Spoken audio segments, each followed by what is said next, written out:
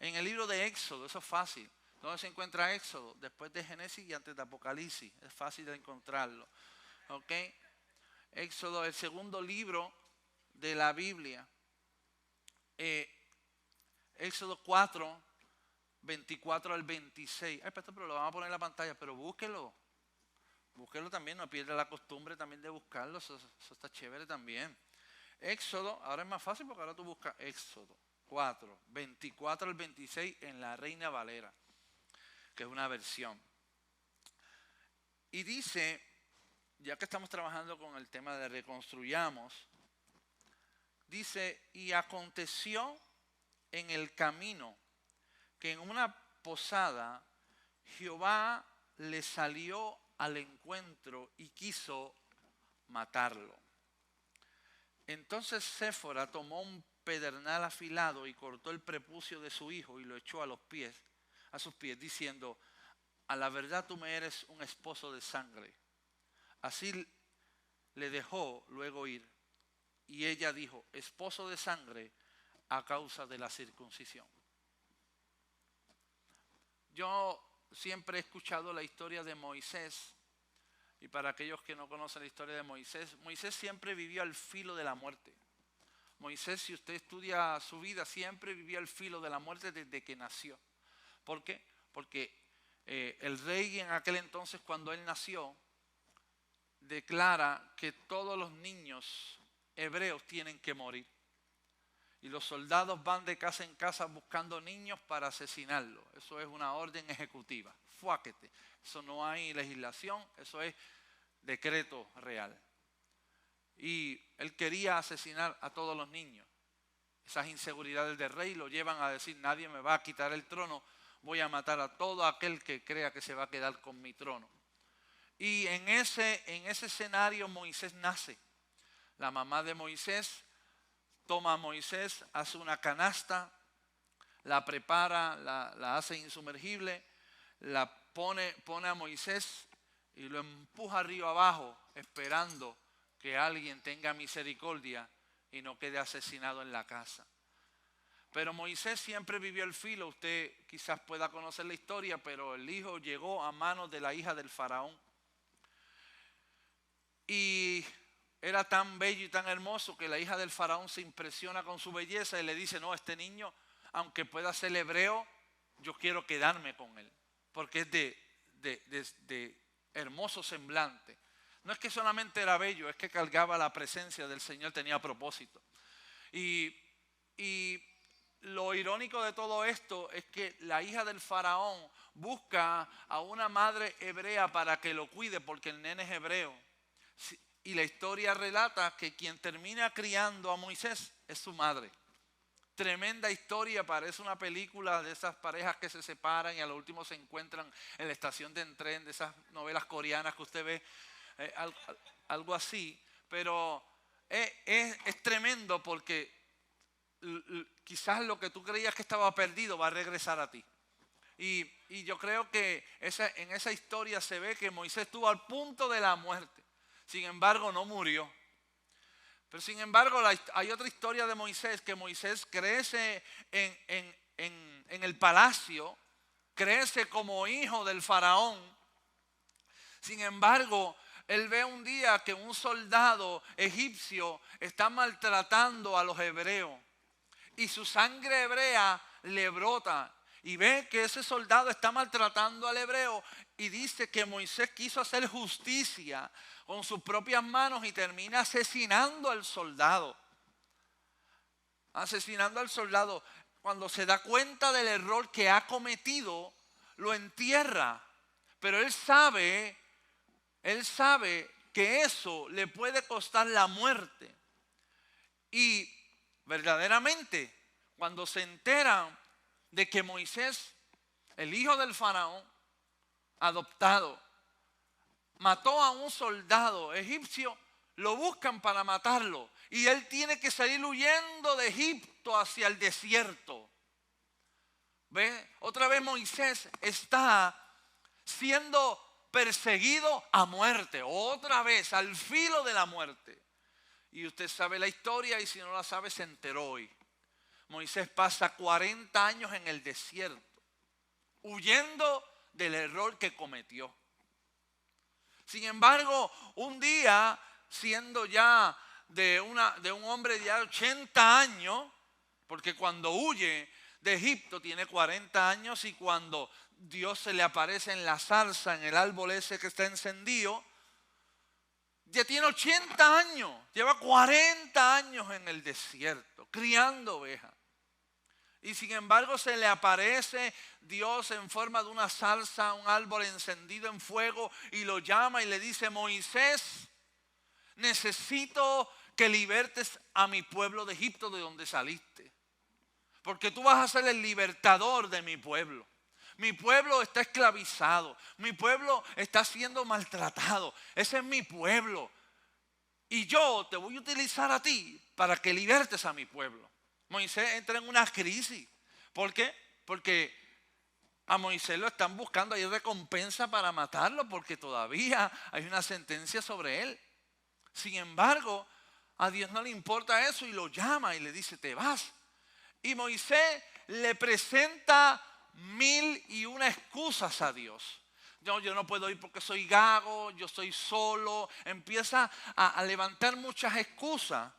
Y esto es algo que podamos aprender a través de Moisés indirectamente. No importa todas las excusas que usted levante, Dios siempre va a querer usarte. Entonces Dios siempre va a escuchar tus excusas, pero nunca va a aceptar una tuya. Puedes estar una hora dando excusas y Dios te va a atender como si le importara. Pero no le va a importar. Porque Dios sabía ya todo lo que a ti te falta. Sin embargo, Él te va a usar porque Él es el complemento a todo lo que te falta a ti. Y eso es glorioso, porque nadie sube a ser usado por Dios cuando entiende que sus capacidades pueden ser usado. Todo el que se sube a la embarcación del ministerio, todo el que quiere ser usado y se sube al liderato, siempre le falta algo. Y eso es bueno. ¿Por qué? Porque Dios es el que va a llenar eso que falta.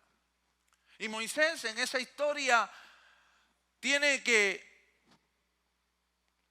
dejarse convencer por Dios. Y Dios insiste hasta que a lo último Dios logra que Moisés se rinda y le dice: pues está bien, ya que me has ganado todas las excusas, pues entonces tengo que ir. Sin embargo, este pedazo de versículo que leímos es algo bien perturbador. ¿Por qué? Porque Dios, que después está tratando de convencerlo para que Moisés baje y liberte, dice la historia que acabamos de leer, que Moisés está en la frontera para entrar a la tierra prometida, para ir a hacer el trabajo que Dios le dijo que hiciera, y dice que se le apareció Jehová y quería matarlo. Y yo digo: ven acá, ¿y por qué Dios quiere matarlo? Si tanto trabajo le dio convencerlo, ¿por qué ahora Dios se le aparece en medio de su proceso y dice: y el ángel y Jehová se le apareció para matarlo? Eso como que a mí me confunde, porque espérate. Tú tanto que estás suplicándole, tú que tanto le estás buscando la vuelta a Moisés para que vaya, Moisés a lo último acepta y ahora tú lo quieres matar, Dios. Eso para mí tiene que levantarme una bandera. ¿Por qué Dios quiere matarlo? Algo tuvo que haber pasado tan importante que Dios prefiere matar a Moisés antes de que cumpla la misión que Dios le envió a hacer. ¿Me siguen hasta aquí? ¿Sabe? Que Dios te convence de hacer algo y de momento Dios se aparezca y con una espada para matarte. Espérate. Esto como que es contradictorio. Pero sin embargo, Dios prefiere matar al libertador. ¿Y por qué? Sin embargo, la historia dice que su mujer Séfora, dice, al ver a Jehová que se le apareció para matar a Moisés, dice que tomó a su hijo dice que cogió una piedra afilada y dice que le cortó la carne del prepucio de su pene, que era ese pedazo de piel, y lo cortó y se lo tiró a los pies a Moisés. Eso es algo, esta historia quizás le puede parecer un poco ofensiva, pero que como está en la Biblia, por eso que la predico.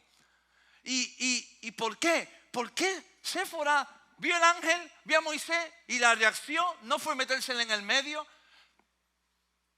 La reacción fue coger una piedra sin anestesia. Hombre, ustedes saben lo que yo estoy diciendo, papi. Es fuerte, lo que estoy hablando me estremece mi interior. Y coge ese pellejo y lo tira.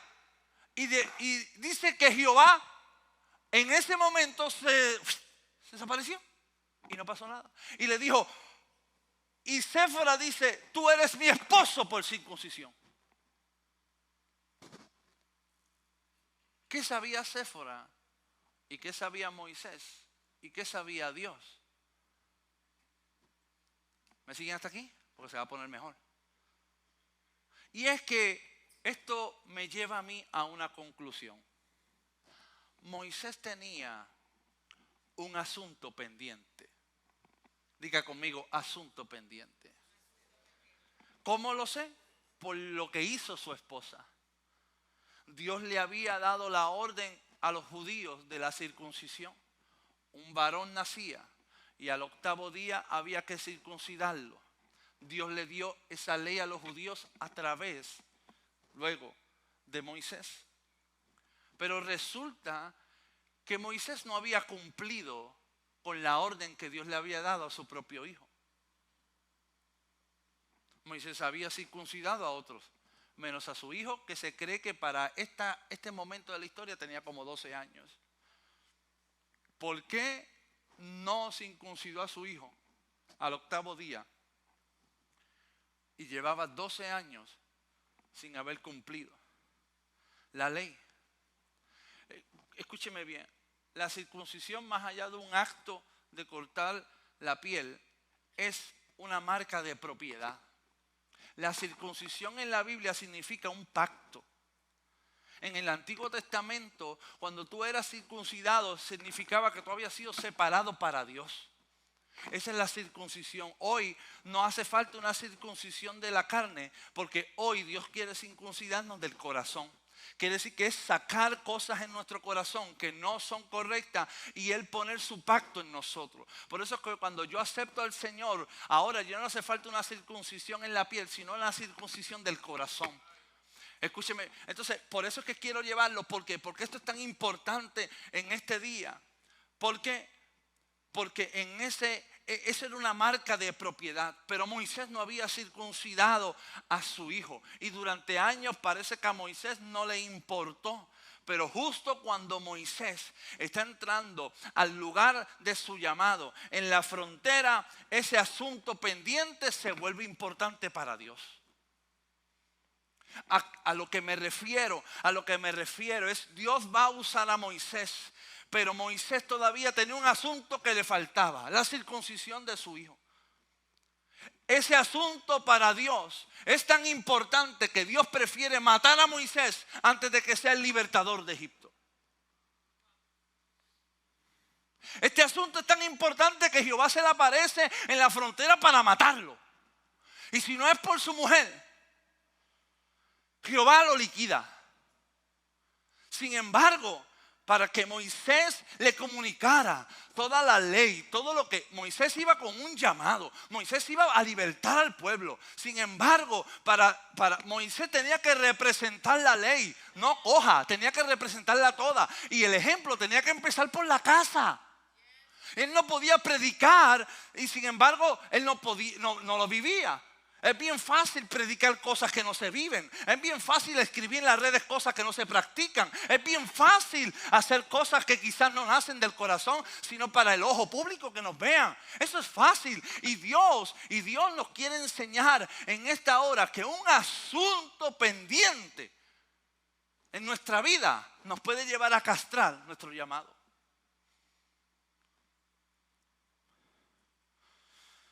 No se le puede decir a otros lo que Dios quiere y tú tener un asunto pendiente con Dios. Lo repito otra vez. Tú no puedes decirle a otros lo que le falta y tú también tener asuntos pendientes. ¿Por qué? Porque eso es lo que nosotros llamamos aquí en Castilla la Vieja una bobería. Eso es una bobería. Ay, eso es una circuncisión, es una bobería.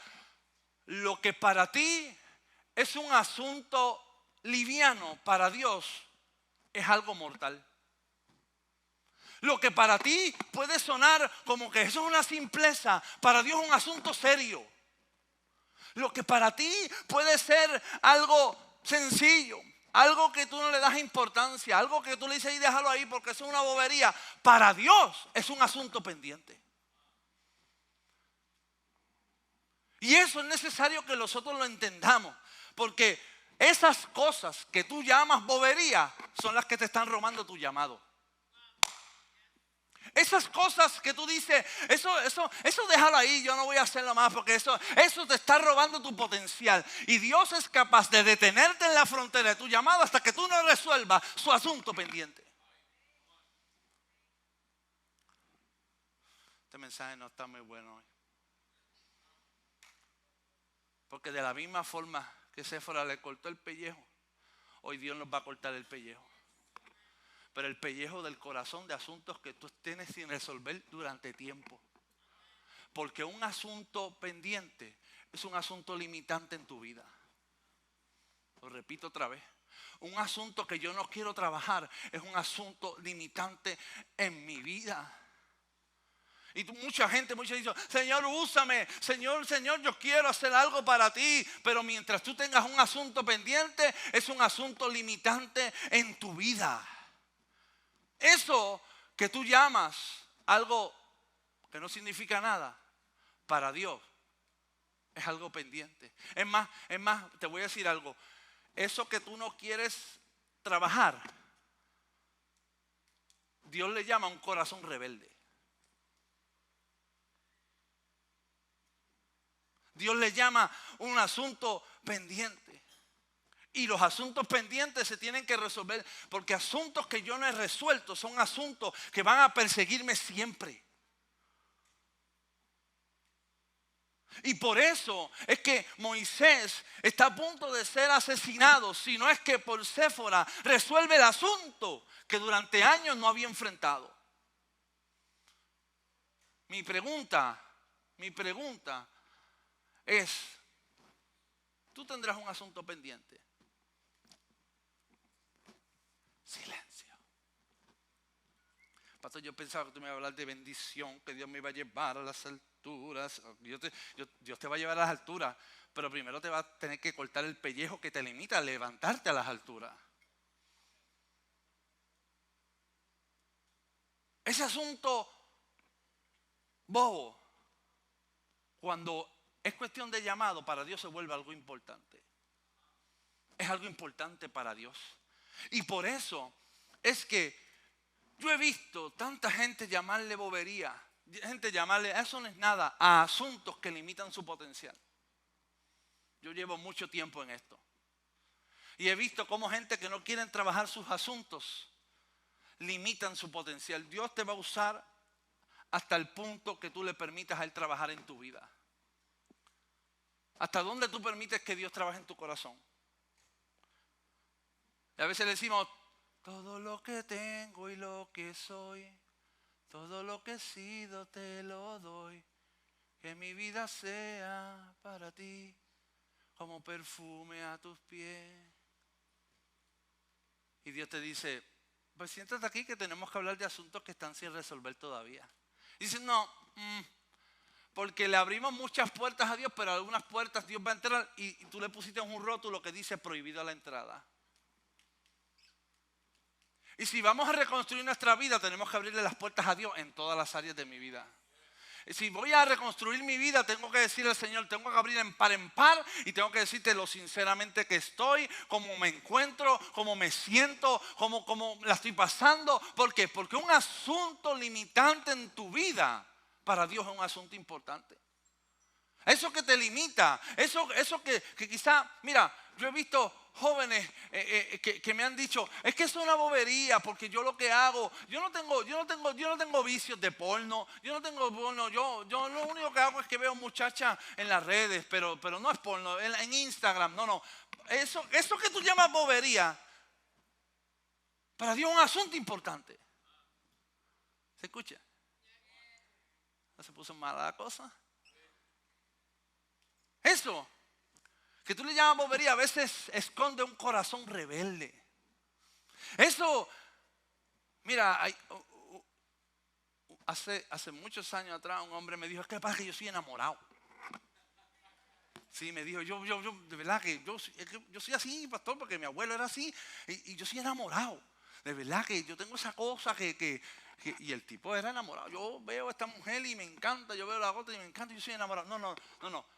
A esa bobería vamos a llamarle por el nombre que Dios lo llama en la Biblia, que se llama lujuria. Porque lo que pasa es que nosotros le llamamos eso es una bobería. Una bobería para Dios es un asunto importante.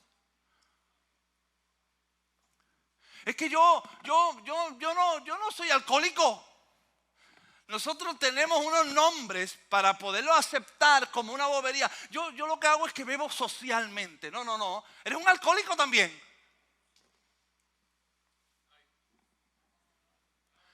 Yo no, pastor, yo no soy de esa gente que está enviciado todo el tiempo jugando en la lotería. Yo una vez al mes que meto el jaspigana. Eso que tú llamas bobería para Dios es bien importante. ¿Se escucha? Y Dios viene a tratar a veces con asuntos que no hemos resuelto. Ese asunto que tú no resolviste en tu matrimonio, para Dios es importante.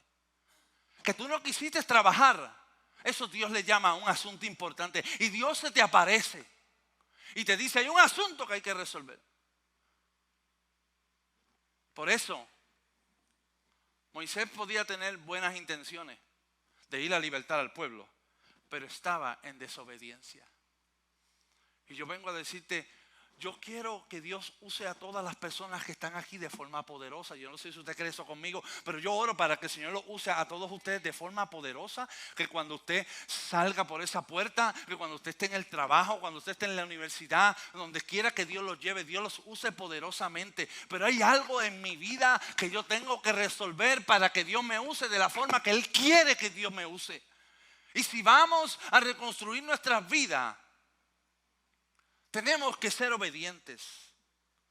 Dios no bendice a cristianos con buenas intenciones. Dios bendice a cristianos obedientes. Lo repito otra vez. Dios no bendice a jóvenes con buenas intenciones. Dios no bendice a hombres con buenas intenciones. Dios no bendice a mujeres con buenas intenciones. Porque el mundo está lleno de buenas intenciones. Pero Dios busca obediencia. Porque en la obediencia es donde está la promoción. En la obediencia es donde está tu sacrificio. En la obediencia es donde está el llamado completo a Dios. Dios quiere que le obedezcas a Él al 100%. Ay, yo quisiera. ¿Tú conoces a tanta gente que tiene buenas intenciones? Hay gente que está llena de buenas. Yo quisiera ir a la iglesia, mano. Yo quisiera amar. Yo quisiera. Este mundo está lleno de buenas intenciones, pero Dios no usa a los que tienen buenas intenciones. Dios usa a la gente obediente. Diga conmigo, obediencia. Moisés podía tener una buena intención, pero no era obediente. Y la diferencia es que Dios va a usar no solamente a gente que tenga buenas intenciones. A esa gente que tiene buenas intenciones, Dios le dice, me tienes que obedecer en esta área. Tienes que dejar esto, tienes que dejar lo otro. Lo que pasa es que somos expertos en ponerle nombres digeribles a asuntos que yo no quiero trabajar.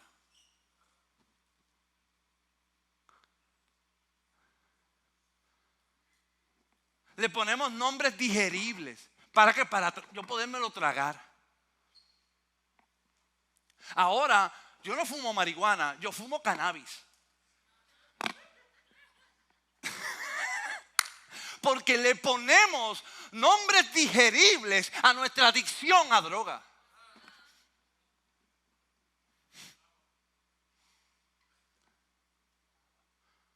pastor, por eso es que la iglesia no se llena. Qué bueno que no se llene.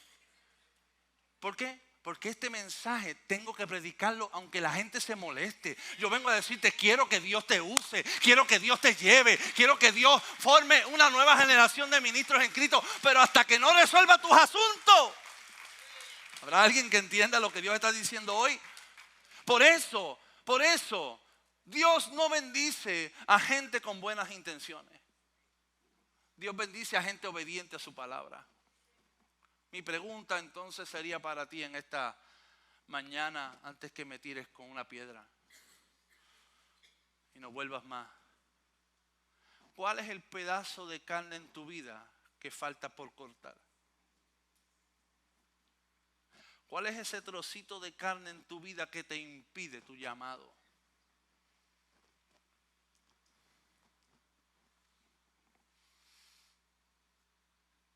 Mientras tú no resuelvas tu asunto pendiente, ese asunto pendiente te mantendrá varado entre tu llamado y tu corazón. Te va a tener en la frontera de tu llamado. Un asunto pendiente es un asunto que es un freno a tu vida. ¿Sigo? Un asunto pendiente te va a mantener varado en la frontera de tu llamado. Un asunto pendiente te va a tener estancado toda la vida en algún área de tu vida. ¿Por qué? Porque no lo resuelves. Porque no lo resuelves. Porque no lo resuelves. Y te va a mantener dando vueltas en el mismo sitio. ¿Por qué? Porque un asunto pendiente es un limitante a tu llamado. ¿Se escucha? Enfrentar asuntos pendientes será un reto para muchos. ¿Por qué? Porque necesitan ser revelados. Necesitan ser tratados. Pero ayer hablaba con una persona. Esta persona es millonaria. ¿Usted nunca habla con un millonario? De vez en cuando hable con uno. Y yo hablaba con este millonario y él me dijo algo que me voló la tapa de los sesos. Y él me dijo, mucha gente quiere ser aliviada de su dolor, pero no sanada de su dolor. Y este hombre puede tenerlo todo. Sin embargo, había sido roto por la vida. Había sido hecho canto por proceso. Había caído en lo más profundo. Y él me decía, yo quería ser aliviado del dolor, pero no sanado del dolor. Porque la sanidad conlleva operación. Pero el alivio lo que conlleva es una medicina que te anestesia por un tiempo. Por eso cuando a veces tenemos algo roto en nuestro cuerpo, nos dan un medicamento. Ese medicamento no te está sanando. Ese medicamento lo único que hace es que te alivie el dolor. Pero si realmente tú quieres operar al 100%, vas a tener que pasar por un proceso de sanación que se llama operación. Y mucha gente no quiere ser sanado, quiere ser aliviado de su dolor. Y hay mucha gente que viene a la iglesia porque no quiere trabajar con asuntos que sanan. Solamente quieren una palabra que los alivie por 2 semanas. Y de eso está llena la iglesia. Pero yo oro en esta hora para que tú seas sano por completo y puedas abrazar todo lo que Dios tiene para ti. Alguien puede decir amén a eso y darle un aplauso al Rey de Reyes en esta hora.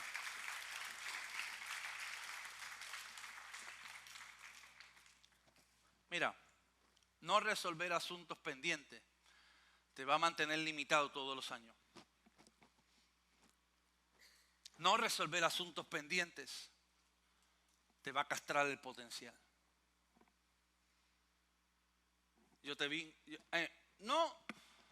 No te hablo porque leí, te hablo porque lo he vivido.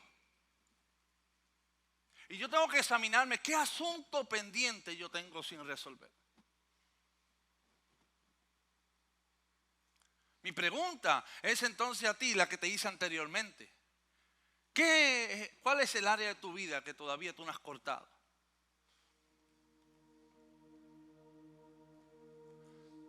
no resolver un asunto te convierte en un casi casi. ¿Cuántos vieron el tío Nobel? ¿Cuántos vieron el tío Nobel? Qué bueno, choje viejo hoy aquí, qué bueno. Bueno, yo soy un viejito también. Yo siempre quise ser el piloto de hoy y el copiloto. ¿Se acuerda que él empezaba diciendo los aeróbicos? Y empezaba, tío Nobel. Y él hacía unos juegos y allí nadie perdía. Había uno que era ganador y el tío Nobel decía, y este es el casi ganador. Es una forma de decir, perdiste, pero que te anime a no caer en depresión.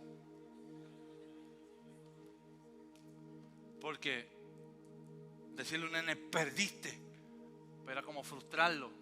Y él sabía manejar correctamente eso. Él decía, aquí tenemos al ganador y aquí tenemos al casi ganador. Y el nene decía,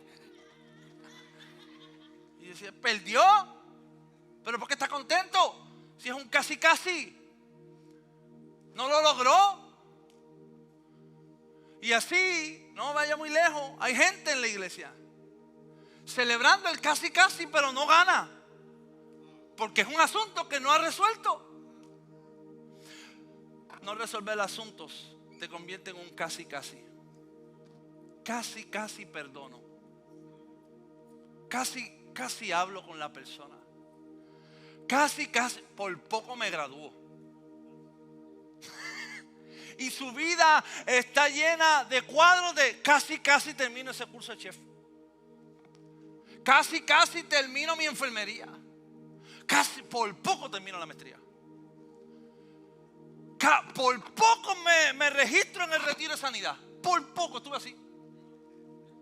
Por poco cojo la escuela de discípulos. Llevo 10 años en la iglesia. Por poco lo cojo esta vez. Pero en febrero, por poco comienzo la dieta, mi hermano. Estoy metiendo en tejeno que la gente me está mirando mal, pero aguante presión. Por poco compro el libro del pastor. Uy, estuve a punto de comprarlo. Por poco lo leo y por poco lo termino. Por poco lo termino. Y toda su vida está en por poco, en los casi. Y no se vaya lejos, están brincando, pero no logra nada. Porque su vida se ha acostumbrado a comenzar cosas y no terminarlas. Eso me habla a mí de un asunto pendiente. Y yo no te hablo por experiencia, yo te hablo por mi experiencia. Yo era un casi. Casi logro salir de deuda. Casi me matriculaba. Casi podía hacer esto. Casi podía hacer lo otro. Todo era un casi. ¿Tú sabes qué? Mucha gente me dice, pero ven acá, tú eres pastor. Pero tú no estudiaste para pastor. Tu bachillerato es en educación física. Y yo sí. Pero ese cuadro en la pared que dice bachillerato me dice a mí algo que yo comencé y yo terminé, aunque no lo ejerza. Me dice a mí, me envía un mensaje, no soy un casi. Y puedes ver otro cuadro de mi asociado en teología, y puedes ver otro cuadro de teología y me dicen, usted terminó satisfactoriamente los grados requeridos para este título. Pero mucha gente se pasa el año y entra el año y ya tengo que decirte algo. Te quedan 4 meses para comer ajo con gandula y lechón. Y empezaron en enero declarando proféticamente que este iba a ser tu año. Y eso dijeron, Masharababasata, la vacía. Yo te voy a decir que este año es mi año, este año es mi año. Y allí está el casi. Brincando. ¿Qué hemos logrado? Nada. Porque lo que no resuelve te mantiene atado y no progresa. Esto es un buen mensaje. Aunque usted no me diga nada, no me importa, esto es un buen mensaje. Esto es un banquete lo que Dios está hablando hoy. Un asunto pendiente te estanca en algún área de tu vida.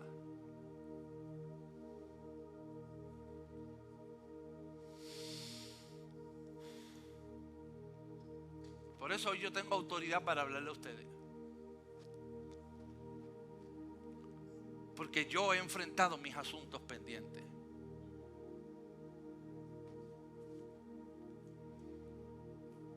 Yo he enfrentado mis asuntos pendientes. Porque sé que un asunto pendiente en mi vida va a ser un limitante para mí. Y me incluyo para ustedes también. Porque si yo me estanco, yo estanco a la iglesia. Líderes que están aquí, pastores y directores, si ustedes se estancan, la gente que está detrás de ustedes se estanca también. Y un asunto pendiente, usted le hace daño a la gente que le rodea. Mi pregunta es entonces, ¿qué asunto antes que se termine este año tú tienes que resolver? Casi perdono. Casi salgo de deuda. Casi emprendo lo que iba a hacer. Casi, no. Hoy se acabaron los casi.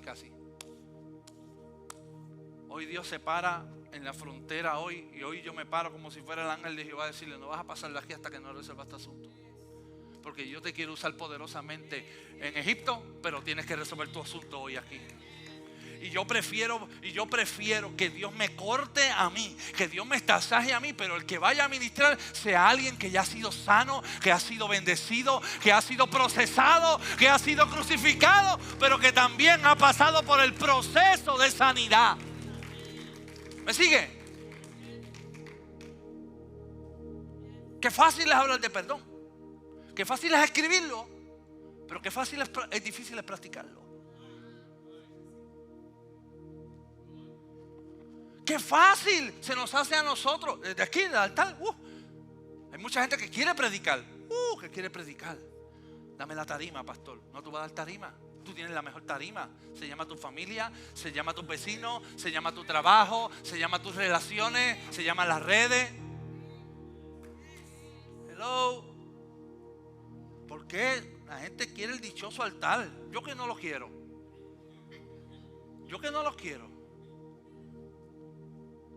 Ay, pastor, usted debería amar su altar. Yo lo quiero. Estoy diciendo, no es que yo estoy haciendo esto por obligación. Yo amo esto.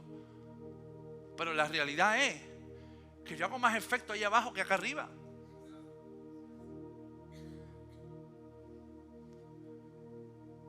Cuando tú ves a Moisés liberando al pueblo, yendo donde el faraón, tú ves a un hombre que ha sido sanado. Un hombre que no tiene asuntos que todavía son limitantes en su vida. Un hombre que todavía tiene su flaqueza, pero ante Dios es obediente. Y yo oro para que se levante una generación de Moisés, gago, criado con ovejas, pelú, pero diciendo: aquí estoy. Es verdad que me han estasajado, pero qué bueno que Dios es el que me ha operado. Pero yo quiero ir sin un asunto pendiente a ministrar a otro. Porque qué bueno es poner las manos a otro. Pero cuando veo a la hermanita que me cae mal, digo: alguien que ore por ella.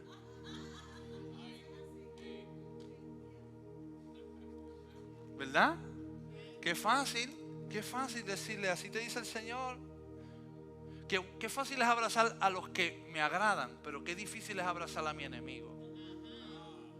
Eso se llama un asunto sin resolver.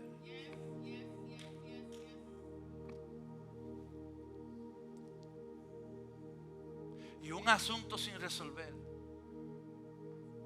Si tú no has resuelto un conflicto con tus hermanos, si tú no has resuelto alguna situación con tu jefe con tu matrimonio. Lo has dejado diciendo, es una bobería. Para Dios no es ninguna bobería. Para Dios es un asunto pendiente y te tiene limitado en tu llamado.